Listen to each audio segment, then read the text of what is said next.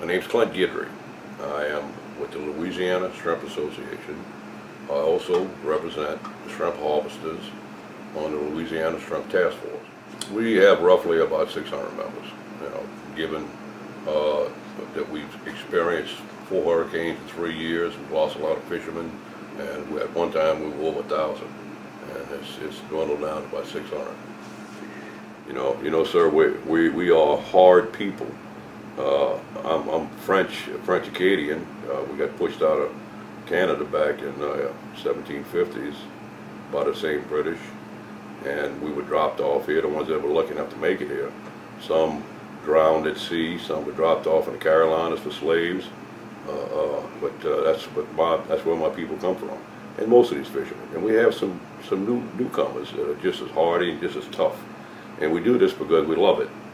We do this because it's our culture. It's not just a living; it's our way of life, and that's hard to give up. We're just like my daddy always said: once you get salt water in your blood, that's all you want to do. When you get a lot of press, well, then a lot of people think about eating domestic shrimp. We had a president of the United States last night talk about shrimpers and shrimpers getting their boats blessed. That is the first time in my memory that I've ever heard that. I'm 62 years old, so we're all having some effect. But anyway, we worked through it. We would have had some really good prices this year. The freezers were empty. All of the supply was out. We had a meeting in March, and the processors were telling me that they didn't have any more product, and domestic product. And we were getting ready to have probably the best shrimp season in 10 years. And then BP came, and all oil, and we just shut everything down, shut everybody down. I'm concerned about everything. Safety, I'm concerned about them fooling with toxic waste, with the oil, not only just the oil, but it's impregnated with chemical dispersants, which contain solvents that are poisonous.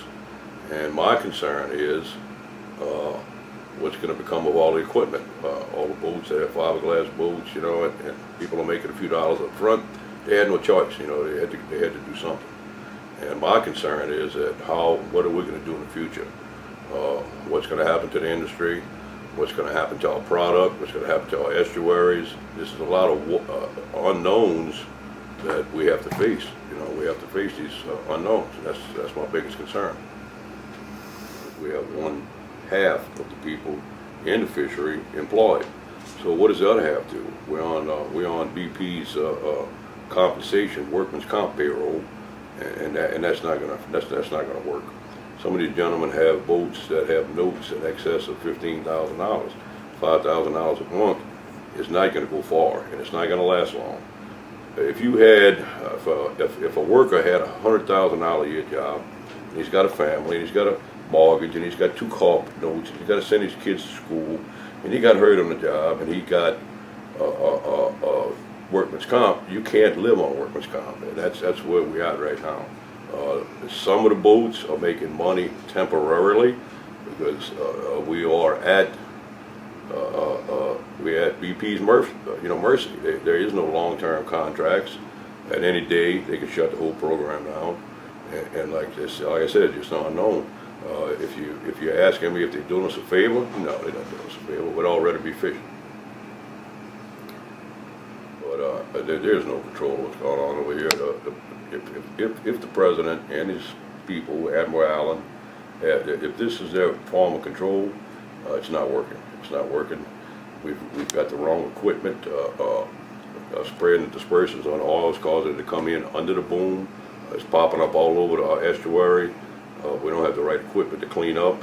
The shrimpers involved are not being provided with adequate safety protection, respiratory protection. It's just a mess. It's been a mess from day one, and we're at 58 today, and it's not getting any better. And as far as for the 20 billion, you have to understand that the well is still flowing.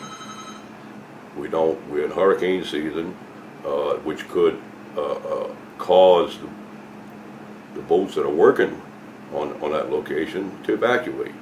And then we have a wide open well, and everything gets worse. Tide comes up. All of these estuaries, you have nobody cleaning all up, could get everywhere. could get in this house you're standing at right there. I got flooded twice, once for Rita and once for Ike. And if we do that again, you're not going to just have water, you're going to have oil and toxic waste. So that's some very large concerns.